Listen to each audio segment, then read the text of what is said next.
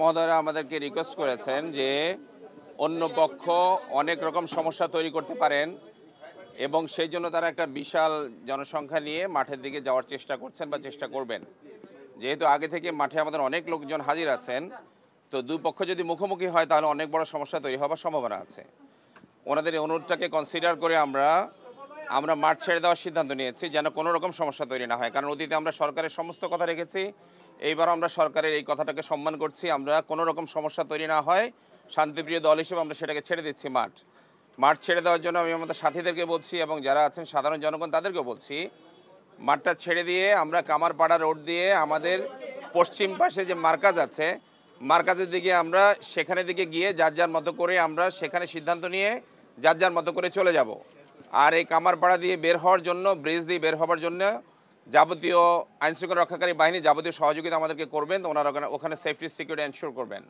আর এখন এখানে সিদ্ধান্ত হয়েছে সরকার নিজ দায়িত্বে মাঠটা নিয়ে নেবেন, কেউ মাঠের মধ্যে থাকবে না। যেহেতু আমরা সকাল ভোর থেকে এখানে আছি, আমরা এখনই ছেড়ে দিচ্ছি, ওনারাও মাঠে ঢুকবেন না, আমরাও মাঠের মধ্যে ঢুকবো না। সাথীদের কাছে আমি বিনীত আরজ করছি, কেউ কারোর সাথে ইভেন একটা উঁচু গলায় কথা বলারও দরকার নেই। কোনো রকম ক্যাজুয়ালিটি যেন না হয়, কোনো রকম মারামারি না হয়, কোনো রকম সমস্যা তৈরি না হয়। আমাদের সাথীরা এখনই মাঠ ছাড়া শুরু করুক। আর ওনাদের প্রতি উদাত্ত আহ্বান জানাচ্ছি, সরকারের সিদ্ধান্তকে আমরা মেনে নিয়েছি। আমরা যেহেতু মাঠ ছেড়ে দিচ্ছি, ওনারাও যেন ইসলামের স্বার্থে, দেশের স্বার্থে কোনো রকম সমস্যার চেষ্টা না করেন। ওনারাও যেন রাস্তার মধ্যে নেমে না আসেন বা কোনো উস্কানিমূলক বক্তব্য প্রচার না করেন। অ্যাজ ওয়েল অ্যাজ আমাদের পক্ষে সবাইকে বলছি, কেউ যেন কোনো রকম উস্কানিমূলক টেক্সট দেয়া থেকে শুরু করে কোনো রকম ভয়েস দেয়া, কোনো রকম লাইভে যাওয়া, ভুলও আপনারা এটা করবেন না। দেশ অনেক রকম অস্বস্তিকর অবস্থার মধ্যে পড়ছে, ইসলামের সুনাম নষ্ট হচ্ছে। আল্লাহর ওয়াস্তে এই কাজটা করা থেকে উভয় পক্ষ বিরত থাকবেন, দুজনের কাছে আকুল আবেদন করছি। ধন্যবাদ। যারা মারা গেছেন, আহত হয়েছেন, কোন পক্ষের কে ছিলেন না ছিলেন, এগুলো চেয়ে এই মুহূর্তে অনেক বেশি জরুরি। যারা মারা গেছেন আল্লাহ তাদেরকে মাফ করে দিন।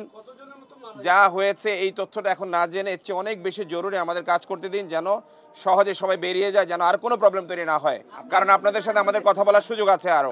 আপনারা একটা বলেছেন যে উনারা কারা? আপনার পরিচয়টা দেন। আপনি উনারা কারা? আপনার পরিচয়টা দিয়ে দেন। আমি শুরুতে বলেছি, আমি নিজামুদ্দিনের পক্ষ থেকে বলছি, মাওলানা সাদ সাহেবের অনুসারী। আর জুবাইরপন্থী নামে পরিচিত যারা আছেন, তারা কিছু লোকজন একত্রিত করেছেন মাঠে আসার জন্য, তারা যেন না আসেন, এটুকু বলতে চাই। সাতপন্থীর অনুসারী আপনারা? জি, সাতপন্থীর অনুসারী।